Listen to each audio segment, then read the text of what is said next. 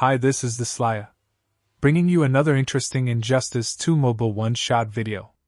Today we are repeating our heroic 7-3 boss Batwoman the Drowned fight which we one-shot a few days back, using the same team with marginally better artifacts. Here I used Ascended level 2 or basically a 9-star freeze with Puppet to defeat this boss. Rounding off the team was Vixen. I found that Vixen is a better support for Puppet and CWW is a better support for Beta. And as a challenge we used Deathstroke here. Now normally if you use Rockba with Ascended Freeze, even with Puppet on him it is an easy one-shot as Rockba gets rid of his percentage damage quite quickly. However, the advantage with Deathstroke is that while he takes time to do his percentage damage, in doing so he already builds the 30 stacks required for Freeze. But the key here is that you must finish with the Deathstroke percentage health stacks by the 2 minutes 10 seconds mark and tag and freeze latest by the 2 minutes mark like we did in this video. However, we were also lucky that in this raid the raid artifact is the Scythe which allows you to interrupt opponent specials with your own, so that helped Deathstroke do his percentage damage and build stacks through his special too quickly. With max raid artifacts, and 2 of them in use on both Vixen and Deathstroke, a bit of a mess-up should still lead to an easy one-shot.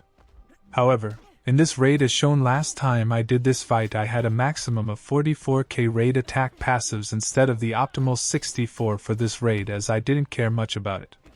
Plus this boss has some hidden defense, and a weird both damage increase and reduce passive. So last time the fight was pretty close. This time the fight went to the last 20 seconds too. But this time it was more comfortable because it was kind of guaranteed. This time I had 8k attack passives as my Scythe has been upgraded from level 9 to 10 whilst the Trinity Rings is still at level 6.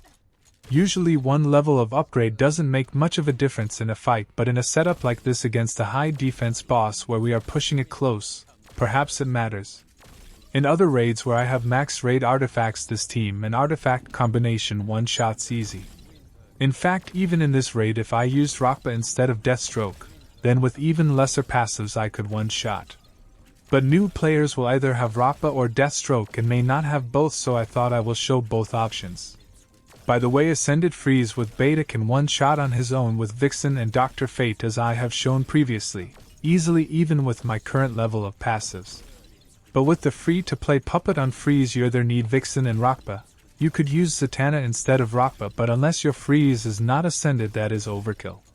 Or Vixen and Deathstroke, preferably Rockba on high defense bosses where you need more time with Ascended Freeze in the field.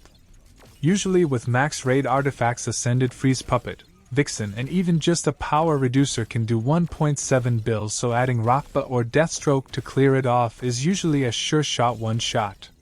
However, with high defense bosses like some in this raid and more high defense bosses in Rise of Krypton, even with a 9-star freeze with Puppet, you are safer with at least one max raid artifact and one level 7 artifact on the 2 supports just in case.